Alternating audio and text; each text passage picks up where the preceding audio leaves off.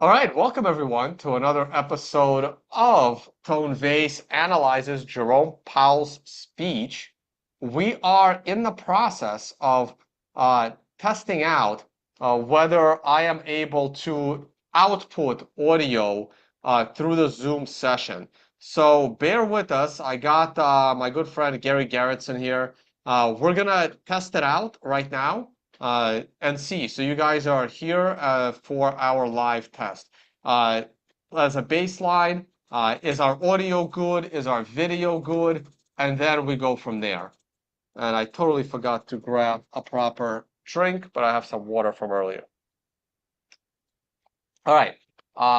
Audio, video, is everything good? Looks good to me. Waiting for the live chat. Yeah, the live chat's always like 30 seconds behind or so. hmm And I'm gonna go over to screen share now.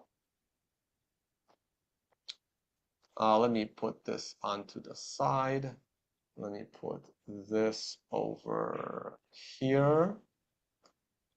And I think I'm good for now. All right, everything's good. Now we're going to screen share.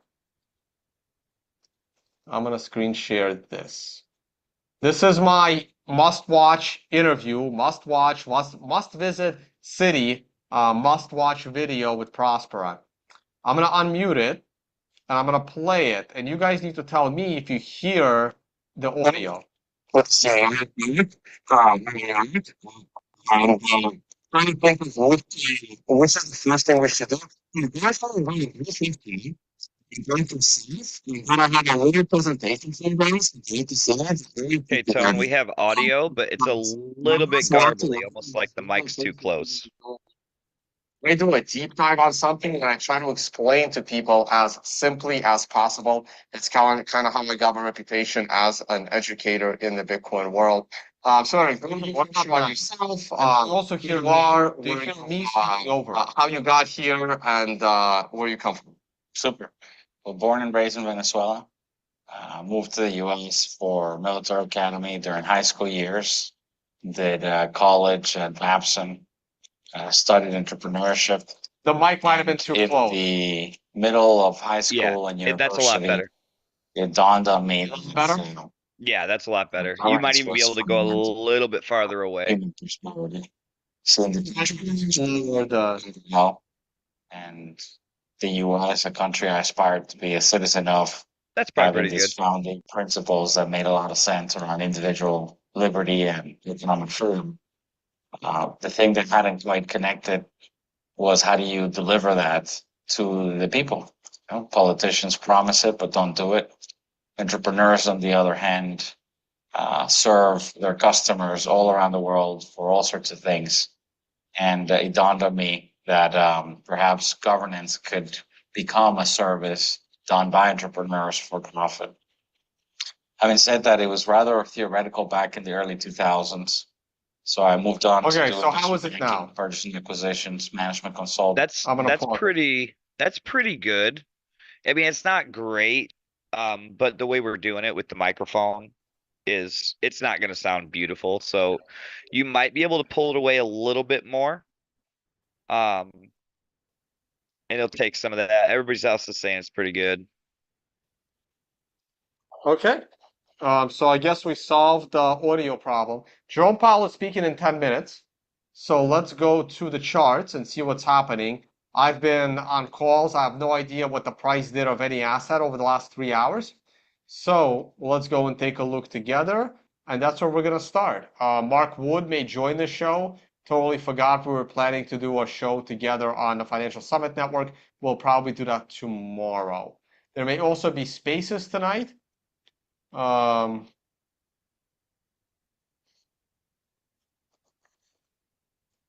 We also got a nice reaction off of the rate cut decision. That's what you're seeing Wait, I'm right sorry, there now. was a rate cut? Yeah, there was no rate cut, but the decision I to was about not to say, I'm cut, like, shit, I owe Joe Colasari dinner. So there was no rate cut. no rate cut, but that's why we Thank saw God. this. That's why we saw this big, big tank down. That and we were kind of hitting the 618. So Wait, what's the website where the rate cut? CFTC? CFTC rate cut odds. I forgot the website already. Shit. Where was I? There was that website with probability of rate decision. Man, I forgot the website. CME. So that was the CME. Here it is. Right. So this is the June, and there was no rate cut. Let me see the official statement. The official statement would be here, press releases. Here is the official statement. Let's have the AI read it. Let's see if this works as well.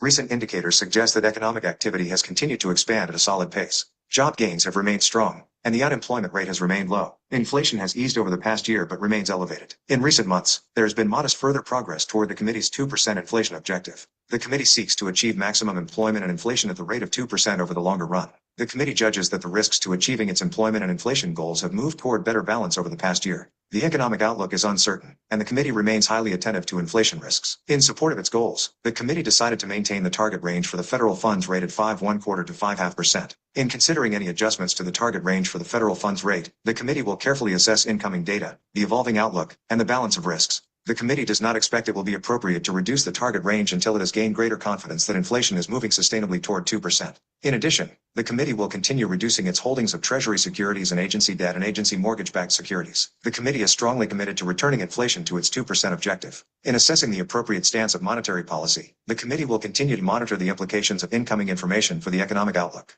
The committee would be prepared to adjust the stance of monetary policy as appropriate if risks emerge that could impede the attainment of the committee's goals. The committee's assessments will take into account a wide range of information, including readings on labor market conditions, inflation pressures and inflation expectations, and financial and international developments. Voting for the monetary policy action were Jerome H. Powell, Chair, John C. Williams, Vice Chair, Thomas I. Barkin, Michael S. Barr, Raphael W. Bostic, Michelle W. Bowman, Lisa D. Cook, Mary C. I don't Daly, need to listen. Ben Jefferson, Adrian. Okay, so they didn't change anything. Let's see how the market reacted. I'm going to go to the home page here. This will be the video at 2:30. We got 9 minutes. Let's see the market reaction. Bitcoin is up or down? Down. It's slammed down, but like it's kind of getting bought up. Right, slammed down, bought up. That's how it usually happens.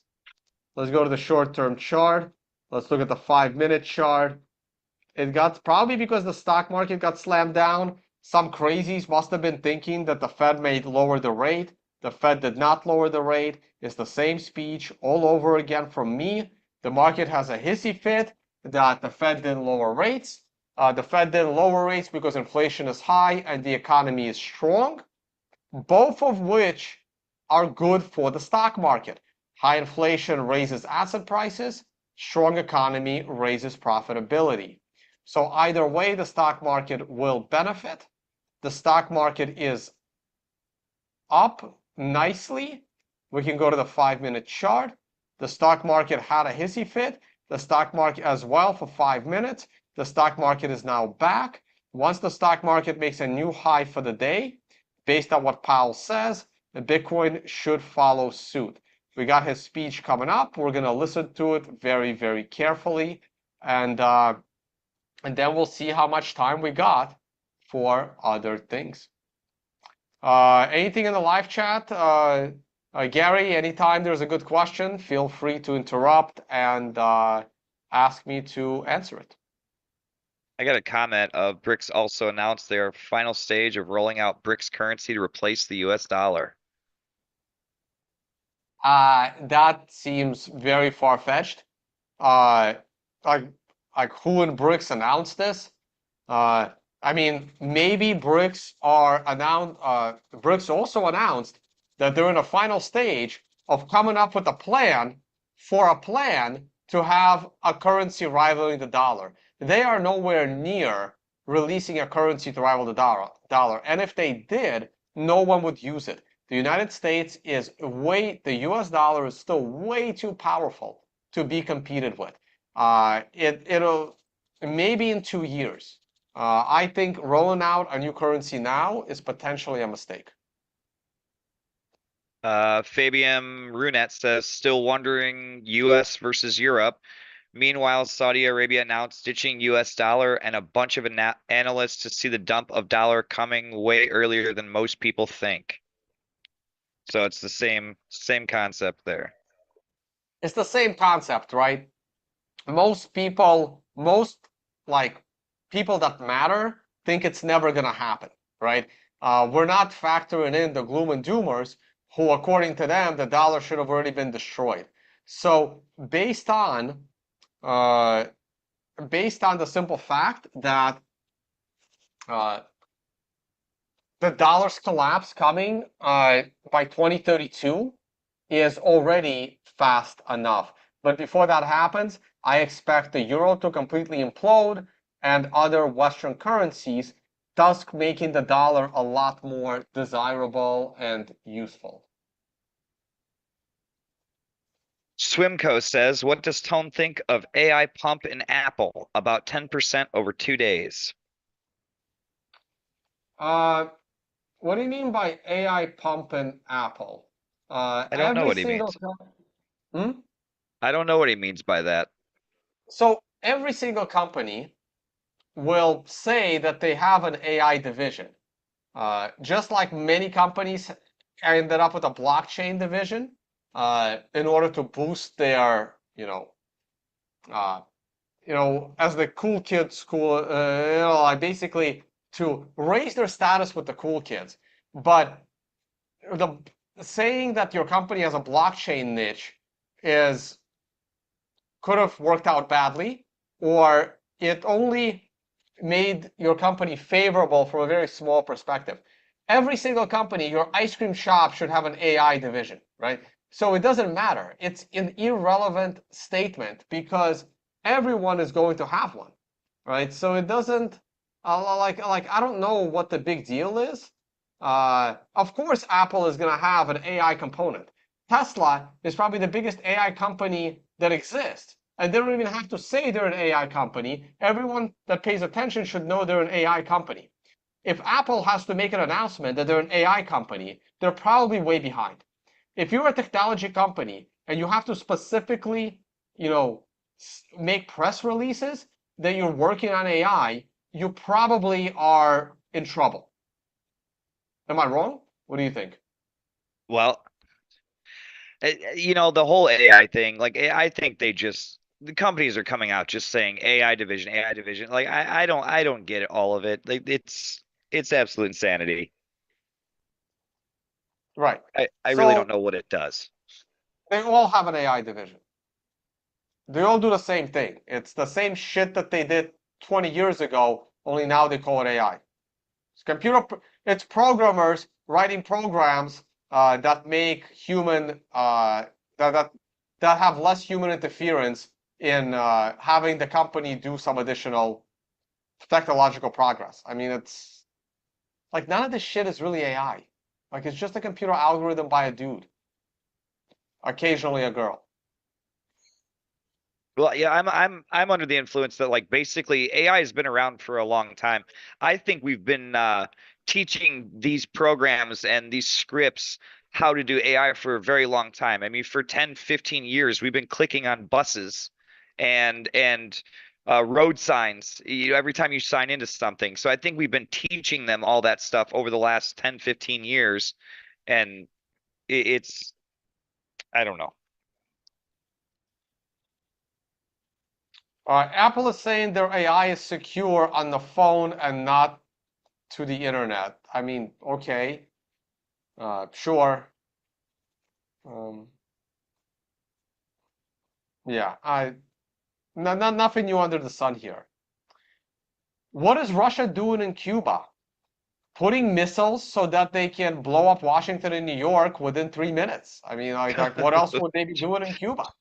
Jeez. I mean, it's 1962 all over again, only this time it's 10 times more dangerous than 1962 Because in 1962, you had a president in the United States Oval Office that wanted to avoid a nuclear war. Today, you have a president that doesn't even know what a nuclear war is, and based on where America is today, they actually think a little nuclear war will be good for the world. It's really insane. It's really insane. Russia is installing their nuclear weapons there, probably. Like, what else were they? I mean, that's why they sent their nuclear sub and their warship. I mean, it's not going to start off with putting nuclear missiles in Cuba, but they're definitely going to have their missiles parked right there in Cuba. I mean, maybe if the United States had helped Cuba to be a modern country, instead of turning Cuba into the next Haiti for the last 40 years, Cuba would be on America's side.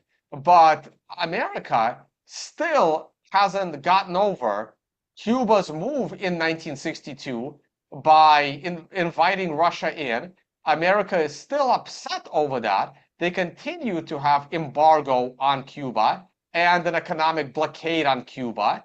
So it's about damn time Cubans did something about it. And Russia is in a way stronger position now to help Cuba than they were in 1962. It's a disaster. It's a complete disaster. Okay, so You Are Free is asking Tone to look at the monthly Tesla chart and if he thinks it's a spirit of the 9. So you mean there's an MRI 9 cell on it?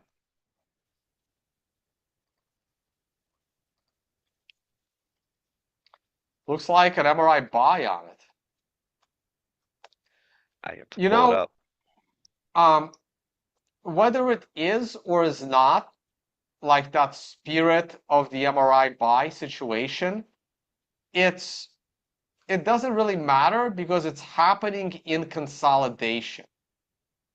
And when you have an MRI buy in consolidation, it's not a screaming buy opportunity. So even if this right here, yeah, it definitely is, like the monthly chart missed an MRI buy. Wow, that's as close as it gets. You have a candle that closed, I can't see. You have a candle that closed at $200.84. And then you have a candle that closed at $201. So a $1 difference, literally, was the difference between this candle being a 4 and this candle being an MRI buy on a monthly. So this is definitely the spirit of MRI buy situation. What is, I need to turn this Trade on. Oh, unchanged and to continue there we go. to reduce our securities holdings. We are maintaining our restrictive stance of monetary policy in order to keep demand in line with supply and reduce inflationary pressures. I'll have more to say about monetary policy after briefly reviewing economic developments. Recent indicators suggest that economic activity has continued to expand at a solid pace. Although GDP growth moderated from 3.4% in the fourth quarter of last year to 1.3% in the first quarter, private domestic final purchases, which excludes inventory investment, government spending, and net exports, and usually sends a clearer signal on underlying demand, grew at 2.8% in the first quarter, nearly as strong as the second half of 2023. Growth of consumer spending has slowed from last year's robust pace, but remains solid. And investment in equipment and intangibles has picked up from its anemic pace last year. Improving supply conditions have supported resilient demand and the strong performance of the U.S. economy over the past year. In our summary of economic projections, committee participants generally expect GDP growth to slow from last year's pace, with a median projection of 2.1% this year and 2.0% over the next 2 years. In the labor market, supply and demand conditions have come into better balance. Payroll job gains averaged 218,000 jobs per month in April and May, a pace that is still strong, but a bit below that seen in the first quarter. The unemployment rate ticked up, but remains low at 4%. Strong job creation over the past couple of years has been accompanied by an increase in the supply of workers, reflecting increases in participation among individuals aged 25 to 54 years and a continued strong pace of immigration. Nominal wage growth has eased over the past year, and the jobs to workers gap has narrowed. Overall, a broad set of indicators suggests that conditions in the labor market have returned to about where they stood on the eve of the pandemic, relatively tight but not overheated. FOMC participants expect labor market strength to continue. The median unemployment rate projection in the SEP is 4.0% at the end of this year, 4.2% at the end of next year. Inflation has eased notably over the past 2 years, but remains above our longer run goal of 2%. Total PCE prices rose 2.7% over the 12 months ending in April. Excluding the volatile food and energy categories, core PCE prices rose 2.8%. The Consumer Price Index, which came out this morning and tends to run higher than the PCE price index, rose 3.3% over the 12 months ending in May, and the core CPI rose 3.4%. The inflation data received earlier this year were higher than expected, though more recent monthly readings have eased somewhat. Longer-term inflation expectations appear to remain well anchored, as reflected in a broad range of surveys of households and businesses and forecasters, as well as measures from financial markets. The median projection in the SEP for total PCE inflation is 2.6% this year, 2.3% next year, and 2.0% in 2026. My colleagues and I are acutely aware that high inflation imposes significant hardship as it erodes purchasing power, especially for those least able to meet the higher costs of essentials like food, housing, and transportation. Our monetary policy actions are guided by our dual mandate to promote maximum employment and stable prices for the American people. In support of these goals, the committee decided at today's meeting to maintain the target range for the federal funds rate at 5.25% to 5.5%, to continue reducing our securities holdings. As labor market tightness has eased and inflation has declined over the past year, the risks to achieving our employment and inflation goals have moved toward better balance. The economic outlook is uncertain, however, and we remain highly attentive to inflation risks. We've stated that we do not expect it will be appropriate to reduce the target range for the federal funds rate until we have gained greater confidence that inflation is moving sustainably toward 2%. So far this year, the data have not given us that greater confidence. The most recent inflation readings have been more favorable than earlier in the year, however, and there has been modest further progress toward our inflation objective. We'll need to see more good data to bolster our confidence that inflation is moving sustainably toward 2%. We know that reducing policy restraint too soon or too much could result in a reversal of the progress that we've seen on inflation. At the same time, reducing policy restraint too late or too little would unduly weaken economic activity and employment. In considering any adjustments to the target range for the federal funds rate, the committee will carefully assess incoming data, the evolving outlook, and the balance of risks. In our SCP, FOMC participants wrote down their individual assessments of an appropriate path for the federal funds rate, based on what each participant judges to be the most likely scenario going forward. If the economy evolves as expected, the median participant projects that the appropriate level of the federal funds rate will be 5.1% at the end of this year, 4.1% at the end of 2025, and 3.1% at the end of 2026.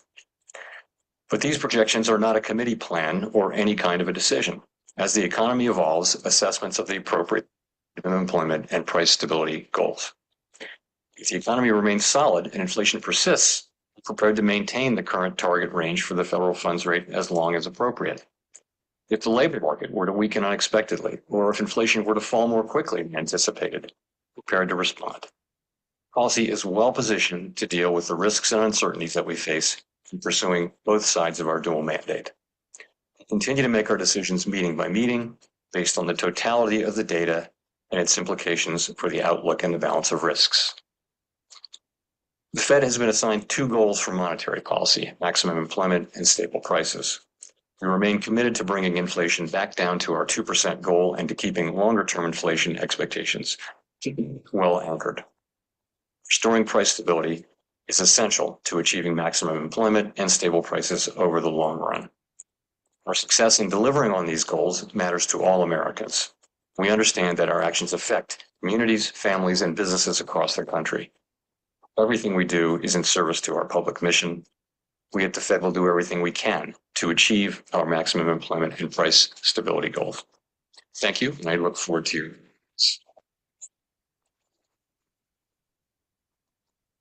Thank you, Mr. Chairman. Steve Leisman, CNBC. Just wondering if you could walk me through the committee's average inflation forecast. Core PCE is now forecast to be 2.8% by the year end. It's already 2.75, and after today's number, there were several forecasts on the street that it would be 2.6 at the end of this month. Does that tell you that the average official expects no further progress in inflation, and in fact that it's going to get worse? And if you have this wrong, doesn't it mean that you could have wrong the outlook for rates there? Yes, That's a what's great going on question. is that we had very low readings in the second half of last year, June through December, really. And we're now lapping those. So as you go through the 12-month window, a very low reading drops out and a new reading comes in. The new reading gets added to the 12-month window. So it's just a slight element of conservatism that we're assuming a certain level of incoming monthly PCE and core PCE numbers. We're assuming, good but not great numbers. And if you put that on top of where we are now, you get a very slight increase in the 12-month reading. Do we have high confidence that that's right? No, it's just a kind of conservative way of forecasting things. If we were to get more readings like today's reading, then of course that wouldn't be the case. So it's just a forecasting device. I think let me say that we welcome today's reading and hope for more like that. But if it comes in, just to follow up, it comes in the way you forecasted, it would seem strange for you to be cutting rates at all in context of a rising core PCE. Thank you. Yeah, no, I mean, I think what we said is that we don't think it'll be appropriate to reduce rates and begin to loosen policy until we have more confidence that inflation is moving back down to 2% on a sustainable basis.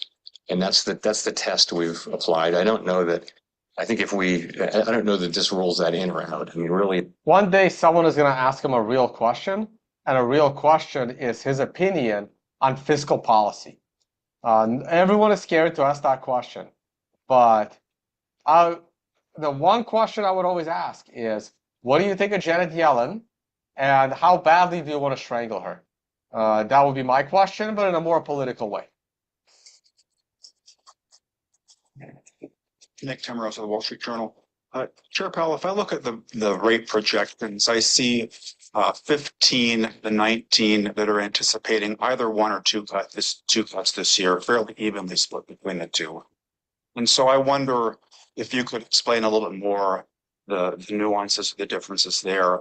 Two or three more inflation readings, like the one that we saw this morning, make a September interest rate cut possible. No. It needs to be lower. The ACP, where Mr. concerned. I talk to all of the reps on the FOMC every cycle, and we talk about their summary of economic projections and their dot plot and everything. And what I hear and see is that people are looking at a range of plausible outcomes, and in many cases they're thinking, I can't really distinguish between two of these. They're so close to those problems. But we asked them to write down the most likely one. So they didn't. And I think as you said, 15 of the 19 are kind of clustered around one or two. So I think I would look at all of them as plausible. So I think that does tell you kind of what the committee thinks. But what everyone agrees on is it's going to be data dependent. No one brings to this or takes away from it, is on the committee, a really strong commitment to a particular rate. It's actually just their forecast and their combination of forecast and their own reaction function. But everyone would say that it's very data dependent. And I think if you're looking for, and don't really think that they're not trying to send a strong signal that this is what I think is the right thing. And Well, you also can't say we're pretending like we're planning to lower rates later this year so that the market doesn't crash. Something he can't say, but I would. get there. I think in terms of what we need to see, I mentioned it earlier, we want to gain further confidence. Certainly, more good inflation readings help with that. I'm not going to be specific about how many because really it's going to be just the inflation readings. It's going to be the totality of the data. Year-on-year inflation came in at 3% today. That is not a low reading. Inflation was 3%. It says zero, but it's not zero. 3.3% to be exact. So inflation from last year to this year is 3.3%. Nowhere near 2%, which is what he's looking for in order to lower the rate. Maybe if this drops to 2.2% year on year, then maybe. And it has to stay that way for a few months. It can't be just a one-off. As progress and as building confidence, we don't see ourselves as having the confidence that we're warrant beginning to improve the policy at this time. And if I could quickly follow up, did you or any of your colleagues change your interest rate projections after 8:30 or whenever you got the inflation numbers today? So No. This happens. Well, I mean, but it does happen. It just is, it happened a couple of meetings ago, a few minutes ago. So when that happens, when there's an important data during the first day or second day, what we do is people remember that they have the ability to update. We tell them to do that, and some people do, some people don't. Most people don't. But I'm not going to get into the specifics. You have the ability to do that. So what's in the NCP actually does reflect the data that we got today, to the extent you can, reflect it in one day. I think you will see PPI tomorrow. We'll know more about the PCE reading as the month goes on, but the initial CPI reading and its kind of first level translation to PCE we did have this morning. We were briefed about it, and people were able to consider whether this to make changes. As I said, some people generally do, but most people generally don't.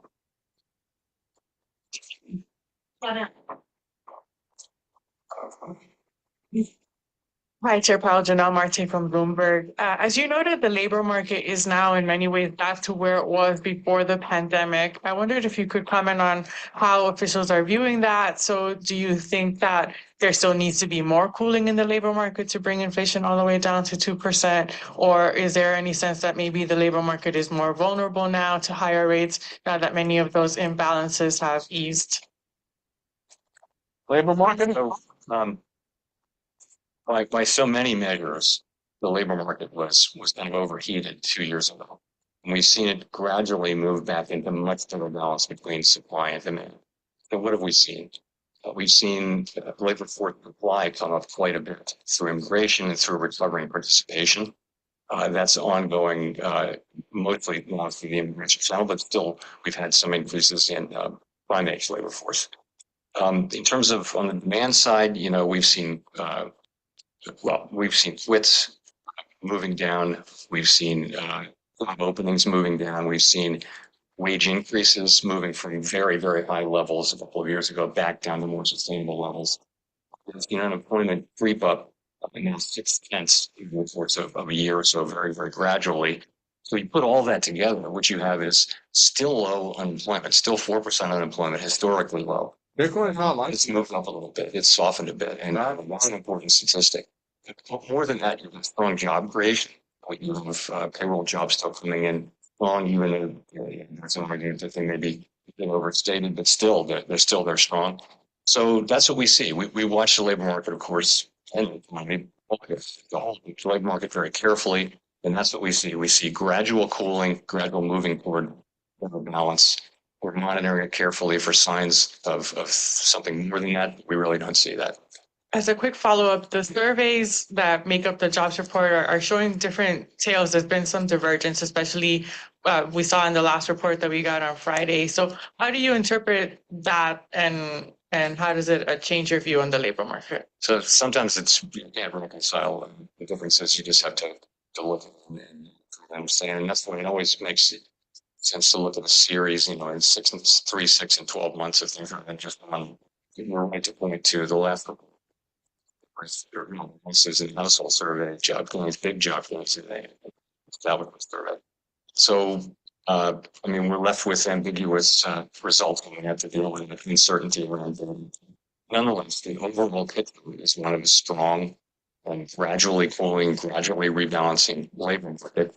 Job openings, while they've come way down, still, greater than the number of unemployed people. The jobs workers have is still a significantly positive number, greater than it was before the pandemic. So overall, we're looking at what was still a very strong labor market, but not the superheated labor market of 2 years ago, or even 1 year ago.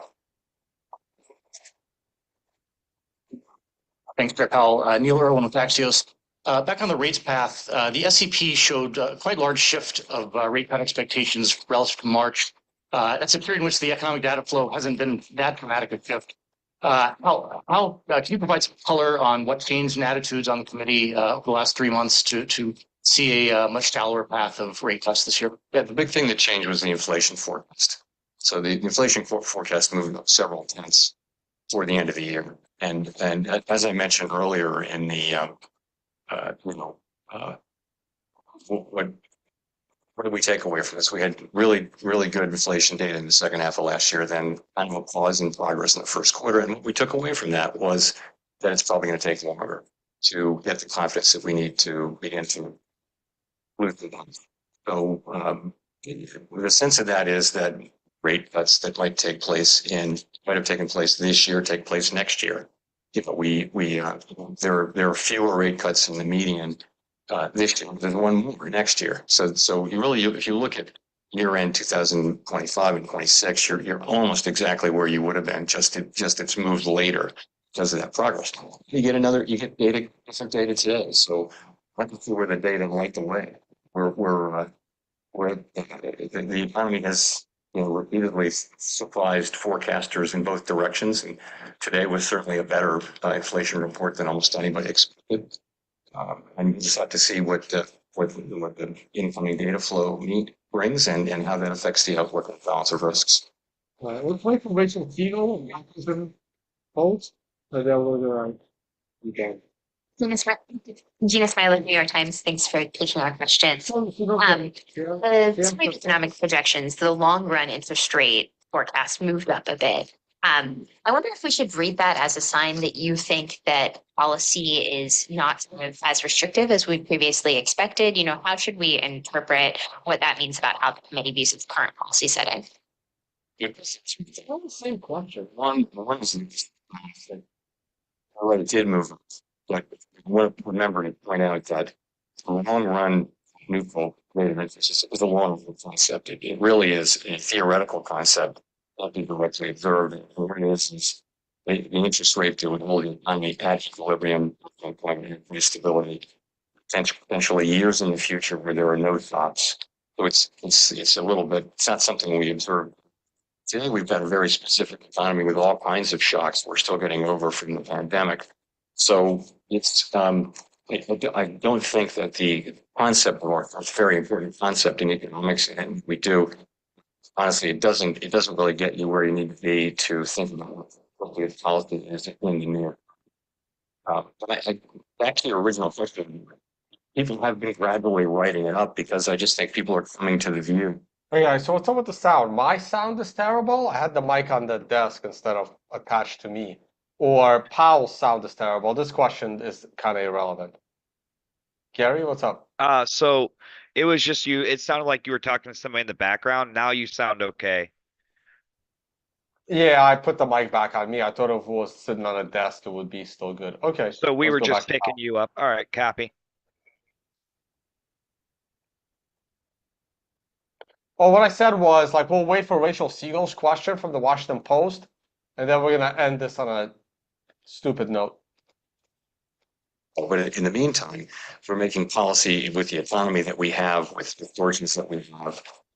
And I also think, to your other point, I think it is Time is going by. The question of how restrictive his policy has become one that everyone's. So what- I'm just going to how my answer is what important policy is restrictive. The question of whether it's not restrictive is going to be one we know over time. But I think for the reasons I talked about at the last press conference and other places, I think the emphasis pretty clearly the policy is restrictive and is having the effects that we would hope for.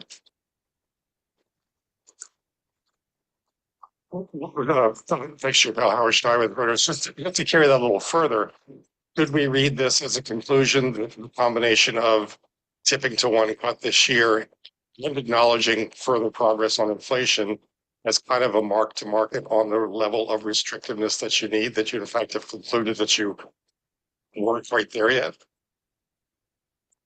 I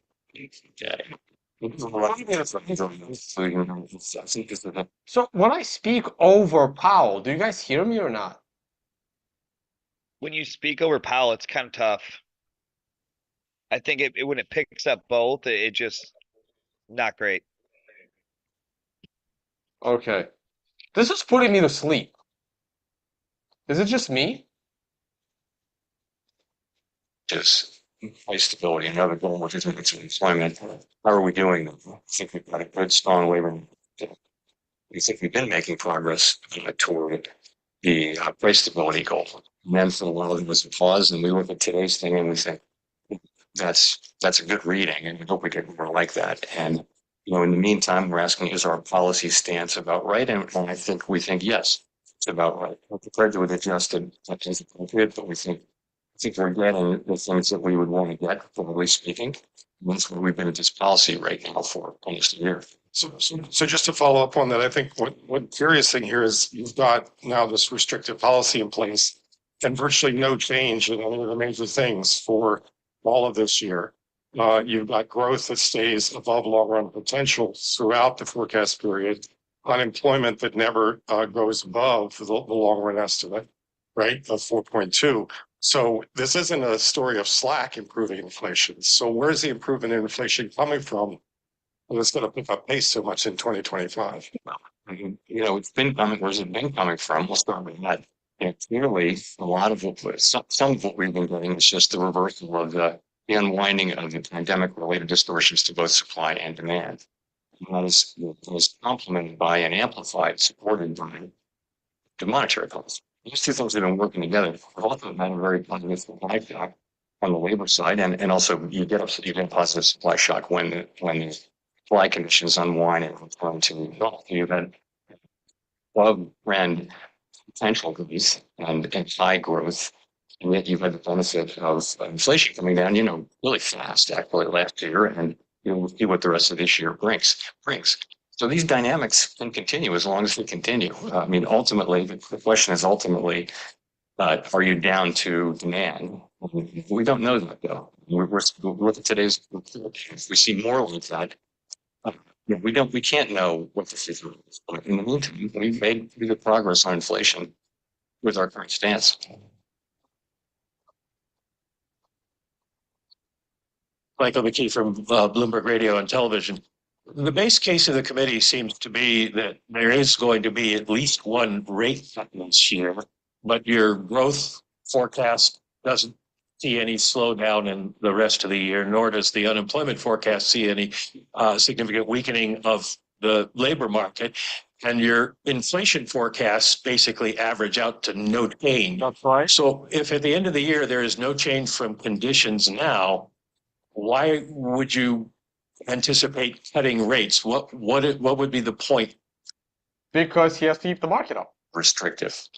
And we think ultimately that if you just set policy at a restrictive level, eventually you will see real weakening in the economy. So that's always been the thought, is that since we raised rates this far, we've always been pointing to cuts at a certain point. Not to eliminate the possibility of hikes, but no one has that as their base case. So no one would do this. So that's how we think about it, and that's what we've been getting. That's what we've been getting is good progress on inflation with growth with on the labor market. Ultimately, we think rates will have to come down to continue to support that. But so far, they haven't wanted to. And that's why we were watching so carefully for signs of weakness. We don't really see that. We kind of see what we wanted to see, which was gradual cooling in demand, gradual rebalancing in the labor market while we're continuing at aggressive inflation. So I mean, we're getting good results here. Well, to follow up, is there any kind of concern for the housing industry or financial stability banks in leaving rates where they are for too long at this point? On housing, the housing situation is complicated. And you can see that's a place where rates are really having a significant effect.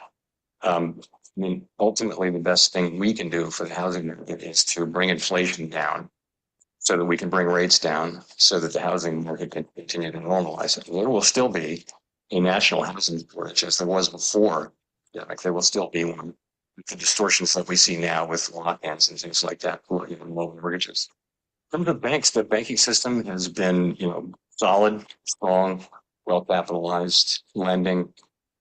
We've seen good performance by the banks. We had the turmoil early last year, but banks have been focusing on bringing up their liquidity, bringing up their capital, and risk management plans in place. So the banking system, seems to be in good shape.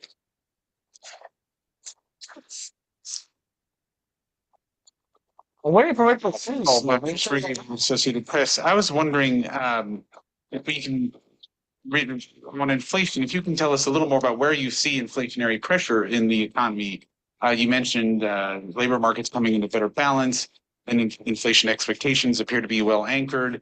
You're seeing, anecdotal stories of the large chains like Walmart and Target. All right, guys, I can't take this anymore. We're completely done with this. Look, that was a good question by the last guy. You see inflation staying the same at 3% and above. You see the job market being strong the rest of the year. And what was the third thing? High inflation, stable jobs, and he said the third thing. I already forgot what it was. So nothing is expected to change from the Fed.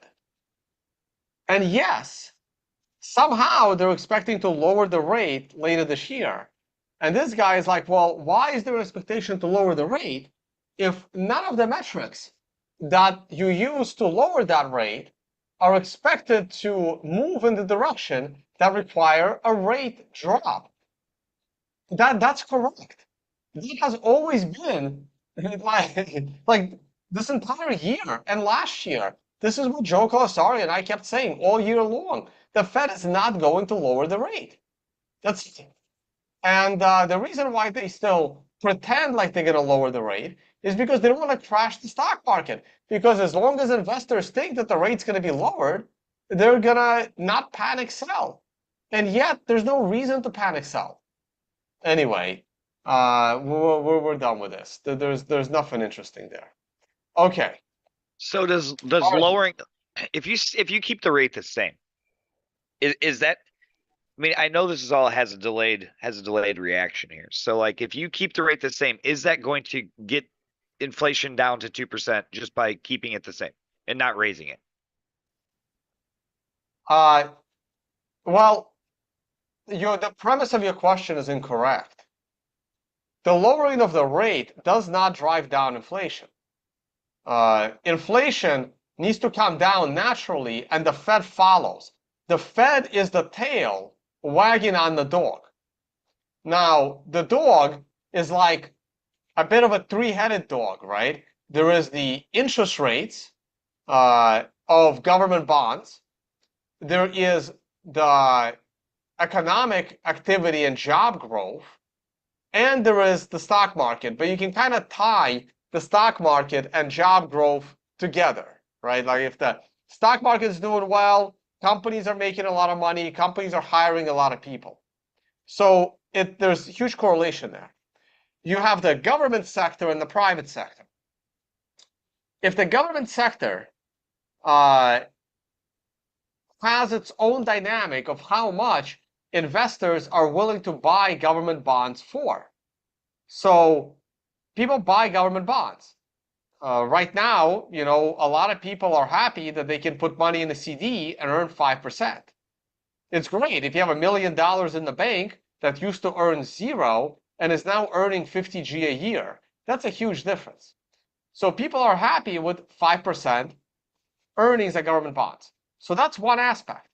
Inflation is the other one, sorry. So there is the government bonds, the interest on government bonds, the inflation rate, and those two could be tied together, like job openings and unemployment rate versus the stock market. This is your private sector. They're correlated.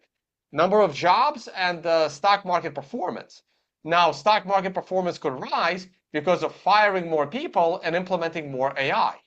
So there is some variability there. On the flip side, you have inflation rate. Inflation is high, not necessarily because of all the money printing. Inflation is high is because the world shut down in 2020, destroying the supply chain. Inflation is high because the US is involved in 2 wars, wanting to pick a third. Inflation is high because the US has destroyed the supply chain with China. So inflation is high for government reasons as well as natural free market economic reasons. Government bonds interest rate also fluctuates based on how much risk people are willing to take by holding government bonds. So those 2 things are kind of quasi-correlated. These are the 2 things the Fed is looking at. Now, the Fed lowering the interest rate tomorrow to 1% is not going to be a factor in whether inflation is going to go down at all. It's not going to matter. That is at a higher level. That's the tail. The Fed is the tail of this 2 or 4-headed monster. And the Fed will do what the heads are forcing him to do. And right now, the heads are not swinging one direction or another. So the tail's not swinging in one direction or another. Everything is holding steady. The market is rising. It's holding strong. Unemployment is low. The government cannot sell government bonds on the cheap. They have to sell government bonds at a higher interest rate. And inflation is still high from America's dumb international geopolitical decisions and domestic COVID restriction decisions. So all of that is preventing the Fed from lowering the rate. It really is that simple. Okay, that's a really good explanation of all that and how it works. Because they make you believe that this funds rate is somehow tied to inflation. It's like kind of that's how I feel, anyways. No, it's not. The Fed funds rate is basically it's like a forced rate on certain entities. And so it's like, for example, when you go to buy a home, they're going to give you an interest rate and they're going to stick to certain parameters. But they're not going to deviate from these parameters. It's based on your personal credit history, your credit score, the house you're going to buy, the area you're going to buy it in, the bank you're going to get the interest rate from. And that determines your interest rate. Now, one more factor in that is the Fed funds rate. But the bank is not going to deviate from the formula that tells the bank your interest rate for your house has to be this. They'll deviate from it by 0.25%. But if you're a deadbeat and you're buying an overpriced home, like, why in the world would the government, or like a dangerous home, why would the bank give you an interest rate that doesn't fit with their formula? Why would they give you a super low rate or an unreasonably high rate? They wouldn't. They would stick to the norm. That's what the Fed does. The Fed has certain metrics that tell it what interest rate needs to be. Like if there's a massive political crash, if there's a massive crash tomorrow and everything goes to shit like in COVID in March 22, the Fed will drop the rate from 5% to 1% if the free market forces their hand to do it. But if the free market tells them not to do anything, they're not going to do anything. And that's what they're not doing anything. All right. Uh, Bitcoin is pulling back. I don't like it. I want to see it at above 69. So we did a video this morning. Please go to the Financial Summit YouTube channel for more. Also check out the Financial Summit website for everything about the in-person Financial Summit. And this was our YouTube test. Make sure you check out my video on Prospera right here on the channel, the last video that I did, and daily price videos on the Tone Vays channel.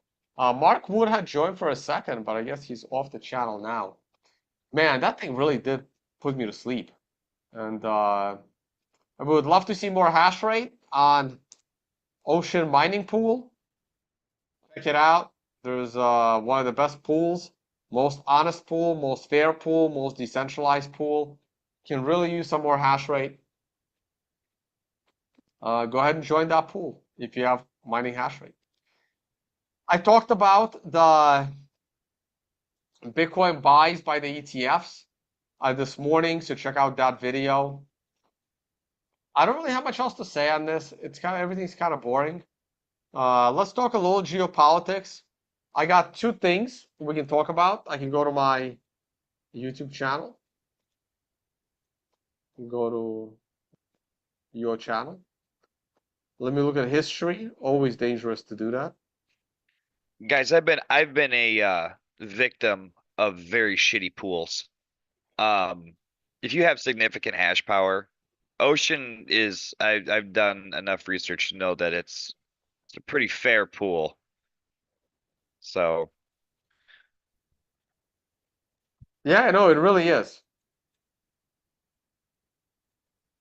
Jesus Christ. Where is the Trump speech? I didn't listen to it that long ago. yeah, Bitcoin Motorist says run knots, please. If you're running a What do node, you say? run knots, Bitcoin knots.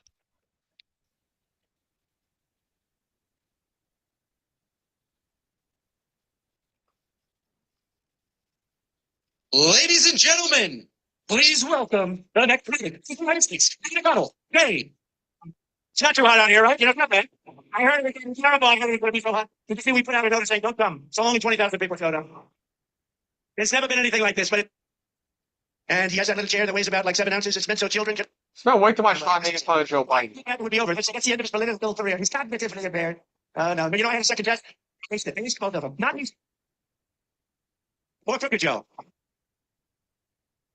Okay, nice.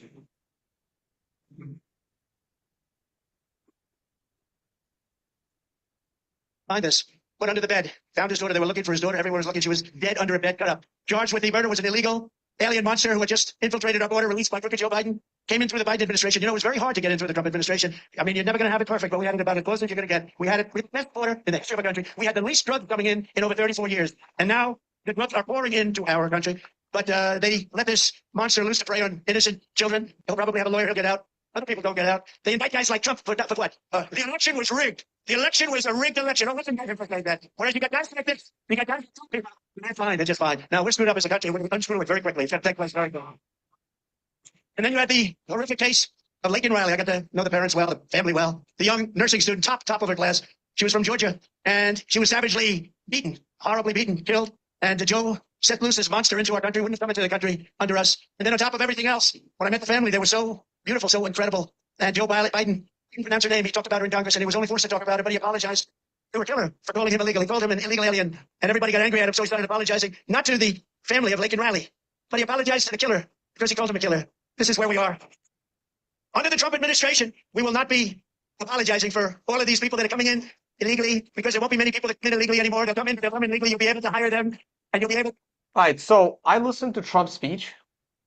It wasn't great, but he focused on 4 key principles. And these are important issues, especially for people looking to vote, looking for who to vote for in the next election. The border is probably the biggest issue right now for Americans. It's not Ukraine, it's not Israel, it's the border.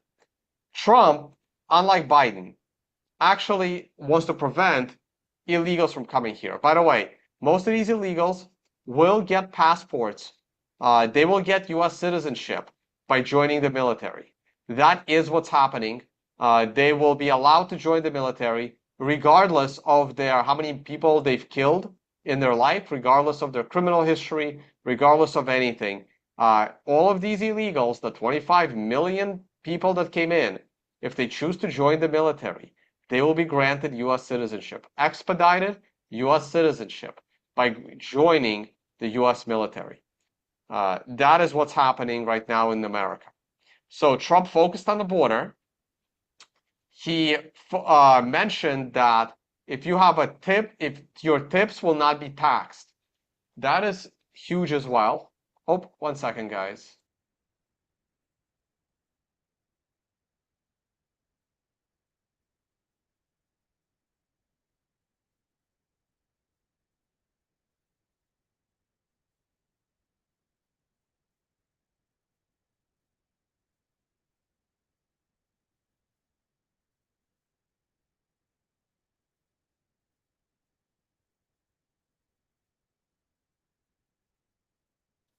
All right.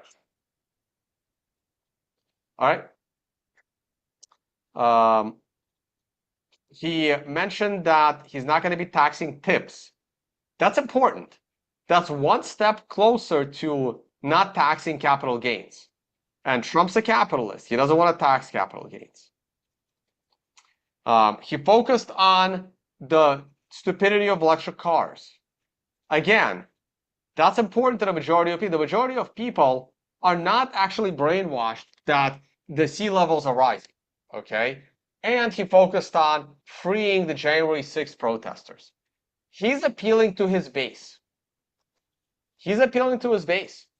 He's focusing on the right subjects. So that's the one thing I wanted to say. Now, he also said that he was creating energy independence in Europe by stopping Nord Stream 2. I don't believe that. I think that was bullshit. He also said that October 7th would have never happened if he was president. That's also bullshit. October 7th was not going to call Trump and ask him, like Hamas wasn't going to call Trump and ask him if he gives them the green light to create, the medieval raid that took place on October 7th, okay?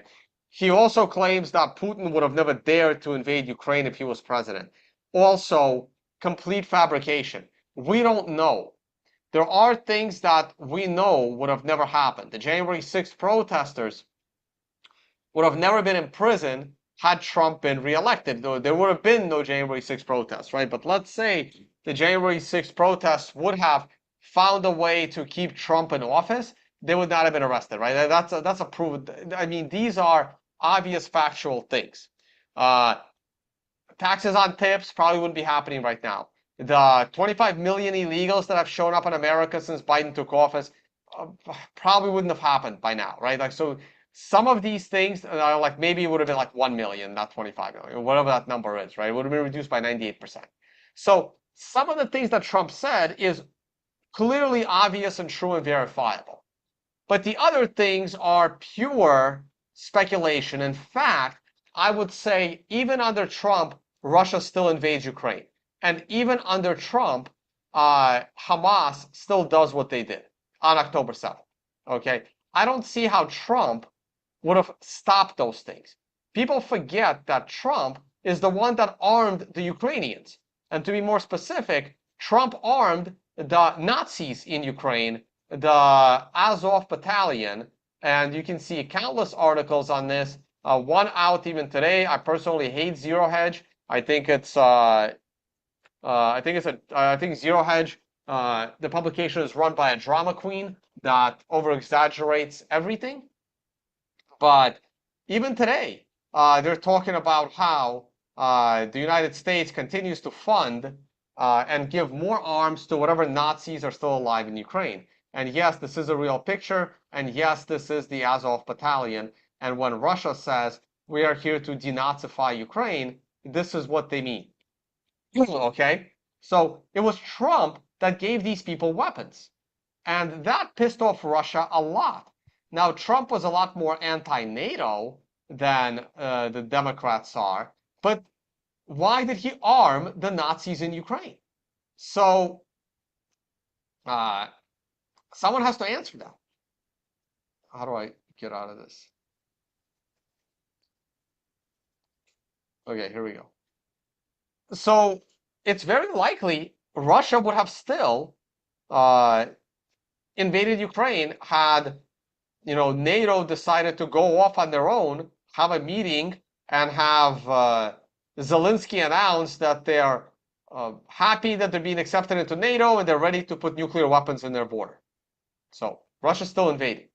And as long as the peace deal was going to go on between Saudi Arabia and Israel, which it would have. Remember, Trump brokered the deal between Israel and the UAE, which I think was a great thing. But in hindsight, that peace deal that Trump brokered between the UAE and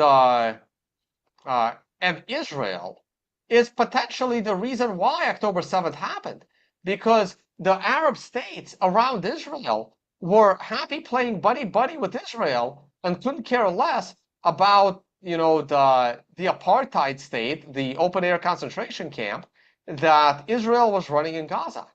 And on the verge of a similar deal to UAE and Israel, Saudi was going to do a deal with Israel, and Hamas said, there's no way this deal is going to happen. This deal is happening over 1 million dead Palestinians. And this is what's happening right now. And that deal is completely dead. So I just don't see how Trump can claim that October 7th would have never happened. That is arrogance beyond belief. October 7th was going to happen regardless. Russia, Ukraine, maybe not, because Putin would have had a conversation with Trump, and Trump was very skeptical of NATO. So maybe Trump would have prevented the situation in Ukraine that led to the war, the 2021 situation, where the Biden administration became very aggressive on getting Ukraine into NATO, where Trump potentially would have avoided that move to get Ukraine into NATO. Okay, so interesting things. And the only other thing, since let's go back to here. And let's go over to the Duran. I'll just go to one of these videos.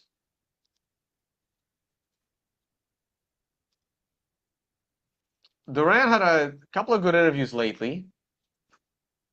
What is going on? By the way, I gotta say, Scott Ritter, I mean, he got stopped by armed SWAT team at the airport trying to go to Russia. Personally, I think when you talk so much shit about America and then try to go to Russia to speak at a St. Petersburg security conference, the United States might have a problem with that. But nonetheless, they should not have confiscated his passport. Of all people, like, there's no way, if I ever get stopped at the airport. Oh, I'm sorry, it wasn't the Duran, it was the Judge Napolitano. Sorry, I'm going to the wrong channel. It was Napolitano's channel.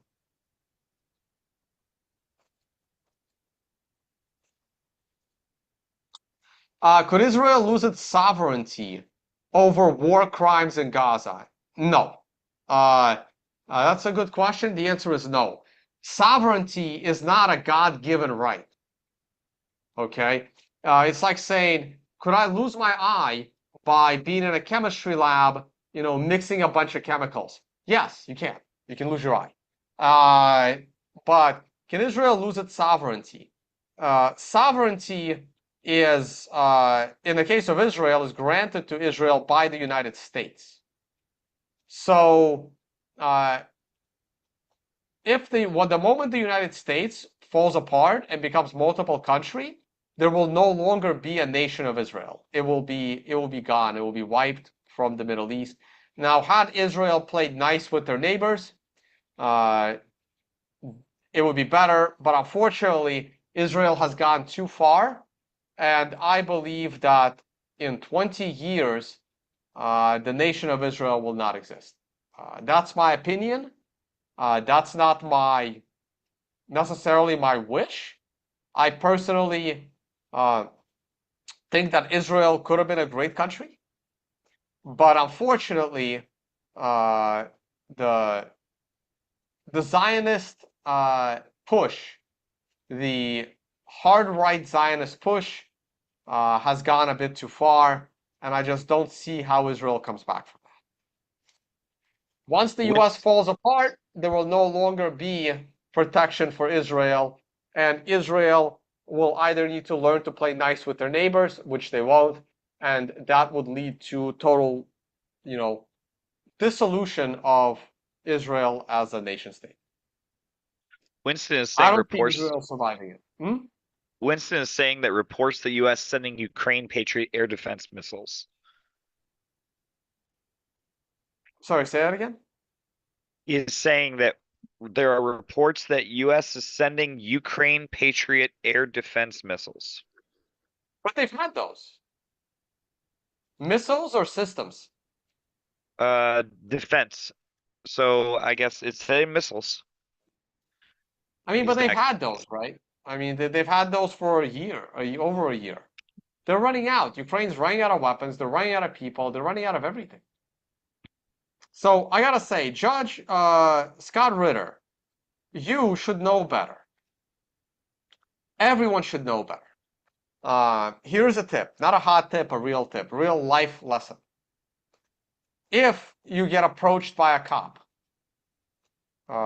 especially on your property or in public, if you're in a car and a cop pulls you over, it's a little bit different. Okay? Now, if you are literally minding your own business, okay? If you're going to an airport, if you are whatever, and some law enforcement officer knocks on your door, stops you at the airport, and demands something from you, and is to take something from you, or is to hand you something, you take out your phone and you record it. Not only do you record it, you record them. You get their badge number. You get their name.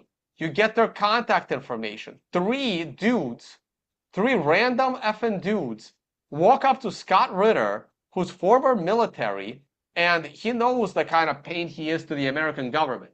They come up to him and demand to take his passport without any papers to take it, without providing him with a receipt for it. I was going to the UAE. I had my poker chips in my bag. Those got confiscated, and they said, we have to confiscate the poker chips. We are going to destroy them. Would you like a receipt for this? That we actually destroyed them and that we have confiscated them from you. I said, no, it's okay. Just take them. They're a piece of plastic.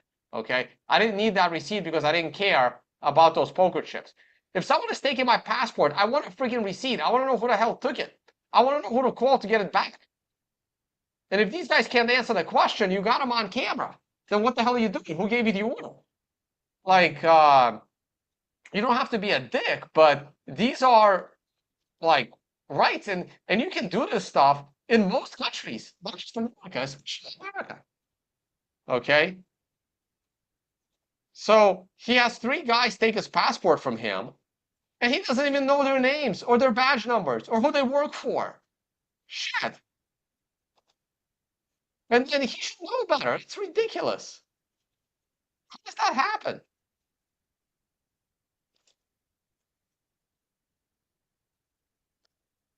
Federal law does require, absolutely they do. 100% they do.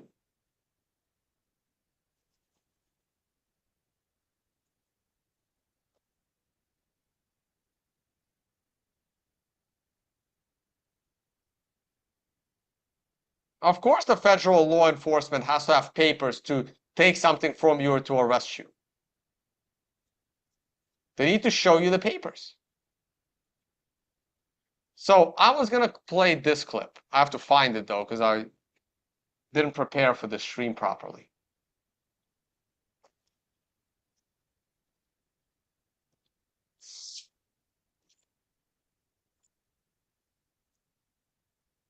same thing. And let's just move to that. First of all,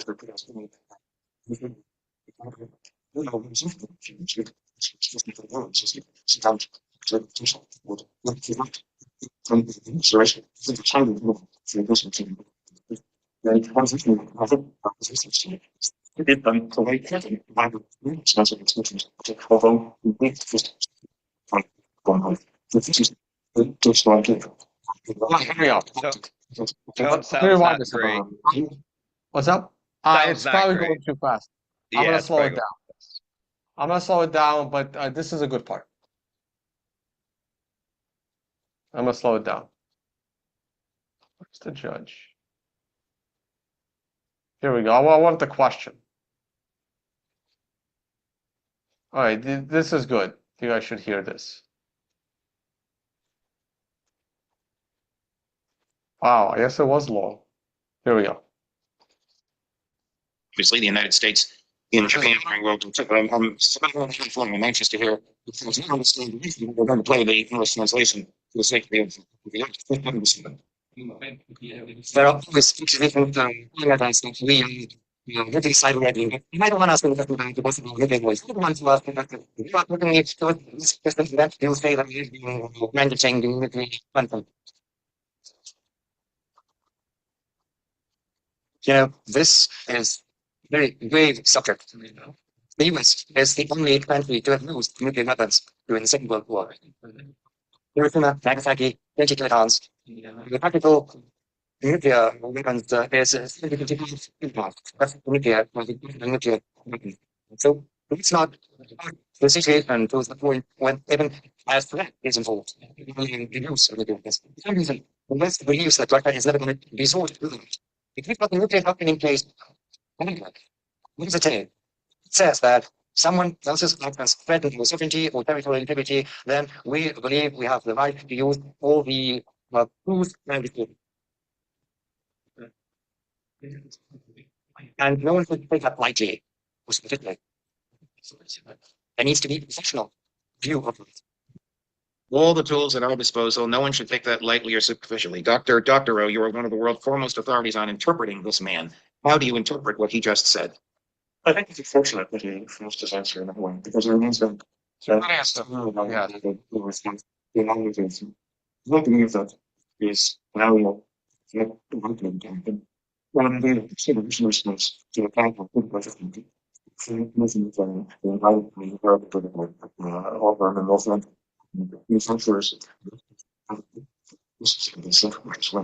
and this is the reason. Hey, Tone, that's pretty hard to understand. Really? Yeah. Why is it a problem? I don't know. Is it too fast or is the mic maybe got a little closer or Maybe further? Let's try again.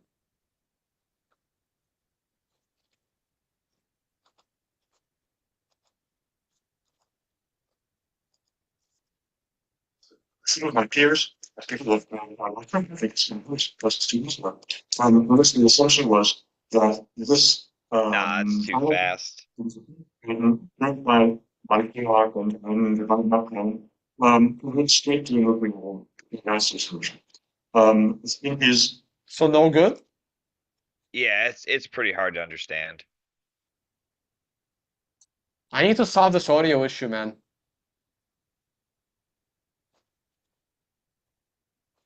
I need to find a way to have audio come out. What if I don't use the speaker?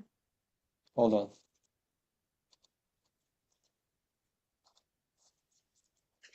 What if I turn this off? Let's try now. Are you playing it right now?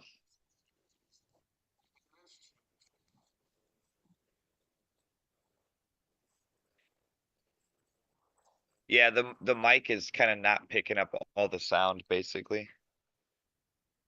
Now it's not picking up sound at all. No, probably because it's not on the speaker. That's noise cancellation doing its job.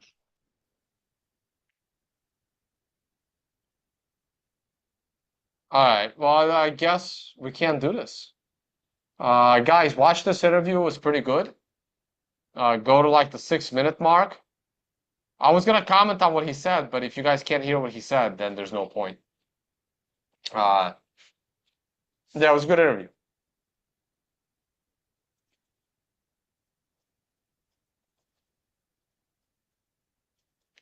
All right.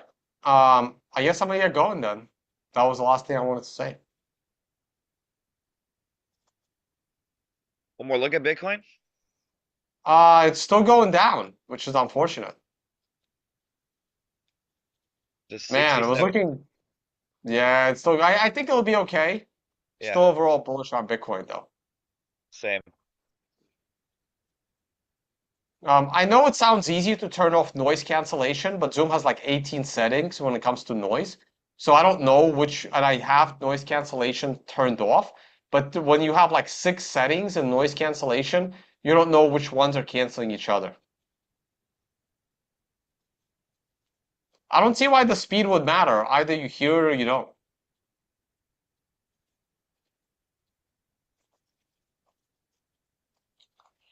It's all right. Not a big deal. We're only close to World War III.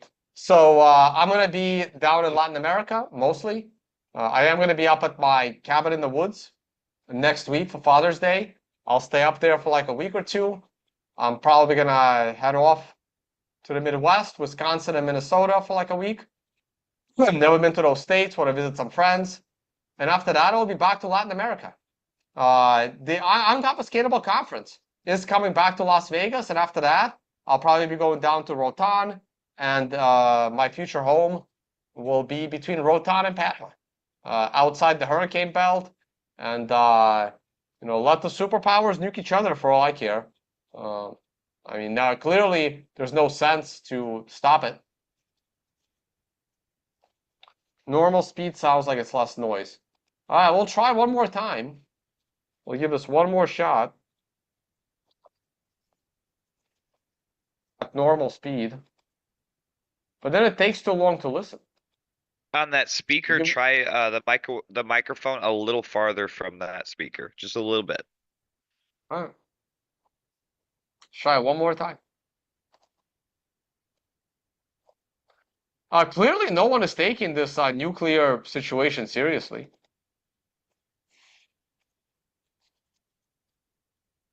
It's not great.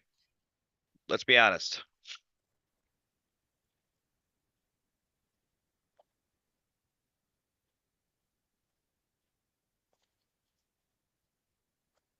Someone is asking, why am I making you watch previously recorded stuff on a live stream?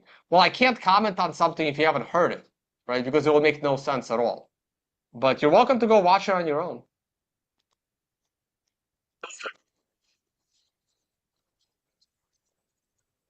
You let me know when you're playing. What? Let me know when you hit play.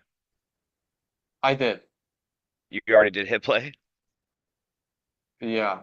Is your speaker on? No.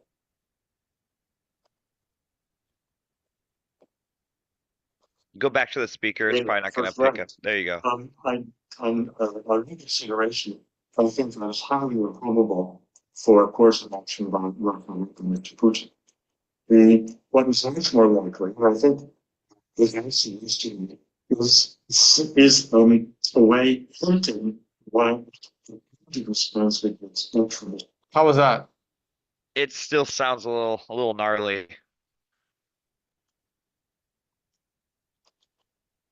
Although I don't agree with the first response. I need to hear his answer and comment on it, basically. So I think the first response would be to destroy Kiev. I aim to knock out, to decapitate government in Kiev, and the whole possible to giving us a function winning. There are two things civilians and leveling the city. I think that is likely because there'll be no blowback.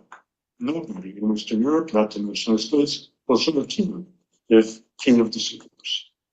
What the doesn't solve the problem. If there's still attacks coming from Ukrainian territory, supposedly from Ukrainian forces, the next step, and this, I'm not pulling this over the end. It is a point that's been moved, and Russian talk those what they would like to see happen. They would begin with the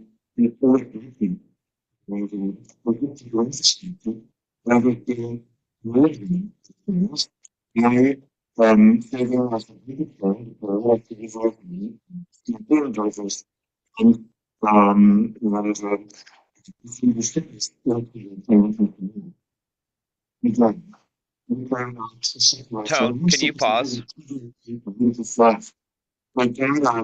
Yeah. Okay. Try the speaker volume down a little bit and microphone a little closer. Try going like less on the volume on the speaker, and then yeah, get the microphone a little closer. You had this Powell speech sounding pretty good. Article 5 does not require that the other countries respond. There it is. It and I think starting with anyone in Western Europe will give a damn if Poland Yes. is struck by Russian forces. And if that doesn't work, then the third sequence of responses would be to get military bases and manufacturing facilities in Germany, England, and France. We'll look at excluding the possibility of a direct Russian attack on the continental United States with nuclear weapons. That is off script. Why? Because it's suicidal.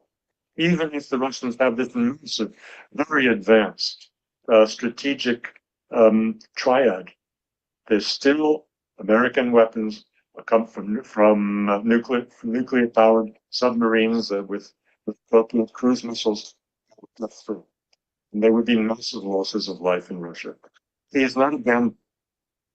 I think this is or listenable, but it's more probable. That is a very sober. All right. So here's what happened. Putin was asked a question about nuclear weapons. And okay, so we figured out how to get better sound on the speaker. So Putin was asked a question about nuclear weapons, and he basically said that, well, US is the only one that used them, and we have a pretty clear policy saying that if the Russian state is threatened to the point where Russia could potentially not exist, we will immediately use nuclear weapons, whether offensively or defensively, doesn't matter. And what Dr. Doctoral tried to explain is, he says that it's very unlikely that Russia would use nukes against the United States, and he has a very good point. He says the first thing they would do is they could use, let's say, a tactical small nuke or just a very large bomb that doesn't have a nuclear component, and just turn Kiev into a pile of sand. Like the city of Kiev, just like drop a Hiroshima or Nagasaki style bomb, 10 times bigger than those bombs. Doesn't have to be a nuke, and there'll be no more Kiev. There'll be a giant hole where Kiev used to be, in order to send a clear message that Russia is not fucking around. And by doing that, it doesn't trigger anything, right? Like the world can be upset. As long as China signs off on this, Russia is fine. As long as China doesn't have a problem with Russia doing that, that's the only country that Russia needs to clear this with. They don't need to clear it with the US. They don't need to clear it with Europe. They don't need to clear it with Zelensky. They don't need to clear it with anyone. As long as Xi is not going to be angry, then that's the first thing Russia will do if, let's say, the idiots in the US decide to give Kiev weapons and fire at Moscow. Let's say there is if you give Ukraine weapons that can reach Moscow or St. Petersburg, I think I agree with the doctor here. The first thing Russia will do is they will turn Kiev into a pile of rubble. Personally, I don't think they will do it to Kiev. I think they will do it to the next biggest city, which is Lvov, because Kiev still has Kiev has a lot more people. You can make the point. Someone made a point once. Wars don't really end until too many civilians die.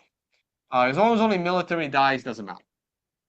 So wars tend to end when civilians Like once US started killing Japanese civilians with the nuclear bombs, the Japanese immediately surrendered. So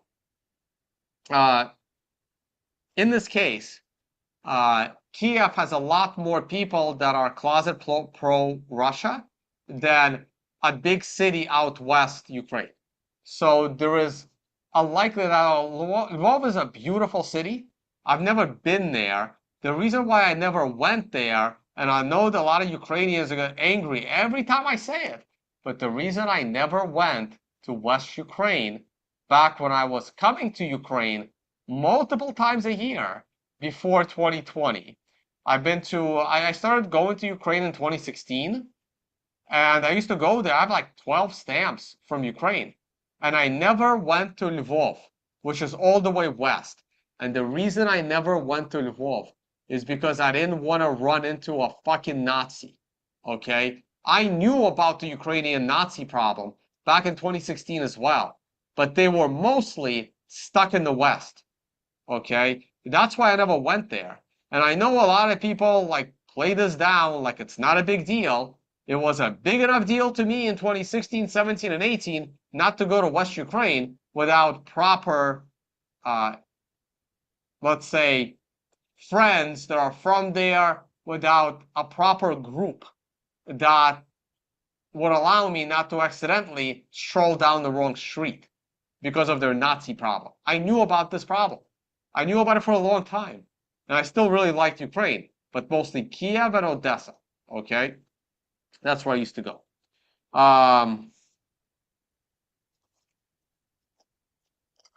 And by the way, dropping the bombs on Japan was completely unnecessary. And Harry Truman is one of the worst presidents in American history because he's basically a genocidal maniac. Just wanted to make that opinion clear.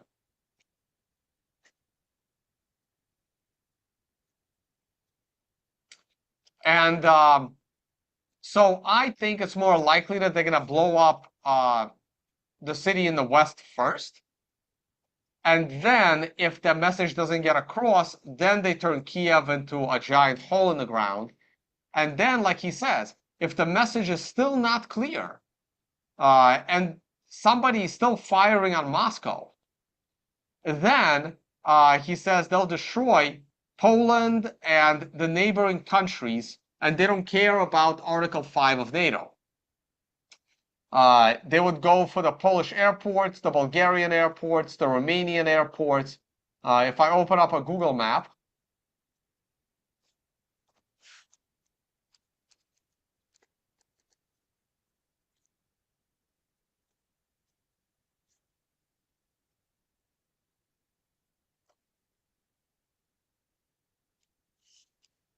clearly I'm in Panama.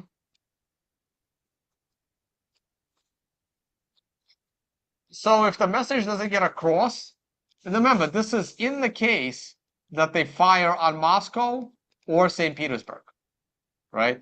Now, if they fire on St. Petersburg, say goodbye to these nations. They're gone. They're gone. They will not exist.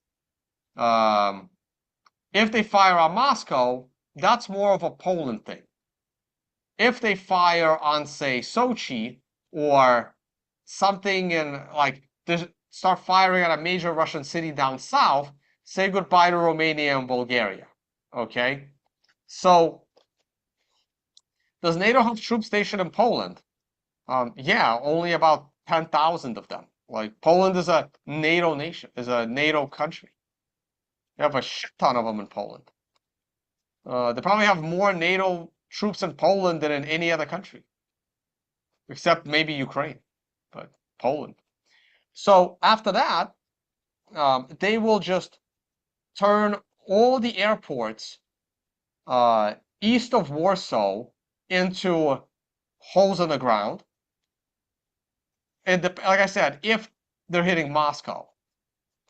If St. Petersburg, Lithuania, Latvia, Estonia will not exist.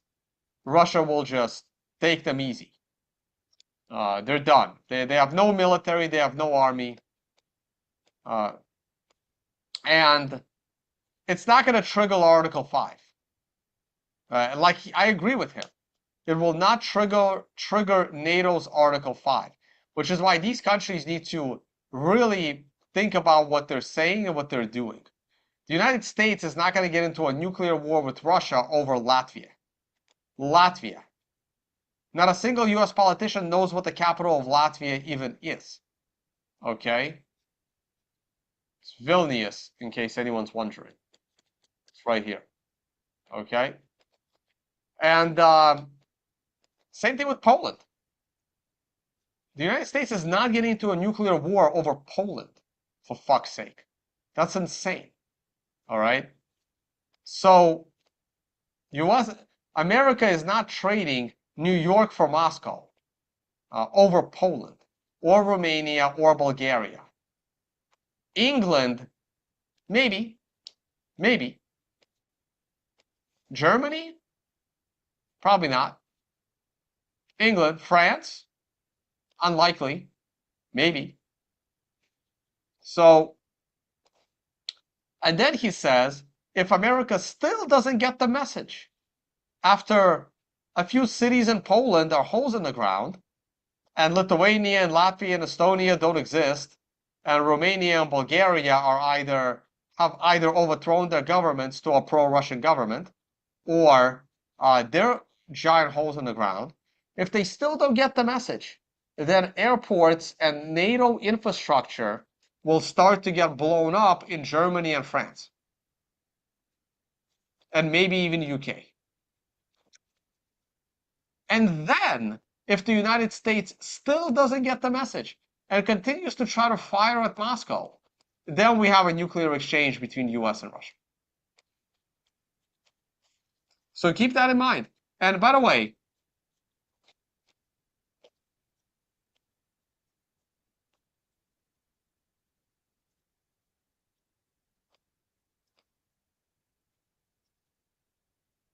Vilnius, Latvia. No, Latvia is Riga. Come on, guys. Capital of Latvia is Riga. Capital of Estonia is Tallinn. I've never been to Estonia. I've been to Latvia. I've never been to Lithuania either. I've been to Poland, but only for one night. You can see where I've been.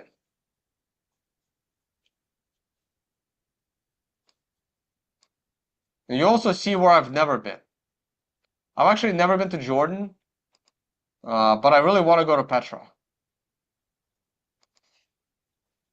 I've never been to Israel, but I don't want to go. No, never had a desire to go to Israel.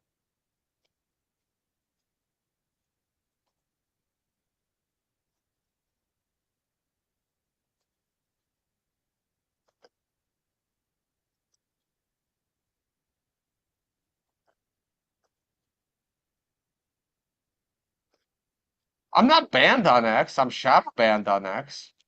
I don't know. Ask Elon. I've been trying to ask Elon. He's not answering. All right, guys. What? Elon doesn't seem to answer. All right, guys. Thank you all for watching, and I will see you all on the next one. Is Bitcoin? Oh, boy. Oh, that sucks. It was looking so good this morning, too. Oh, there goes that. It's weird. The S&P is still rising, and Bitcoin is playing games. Yeah. Yeah, I still think it can rebound by end of week. Let's see. Let's see what happens.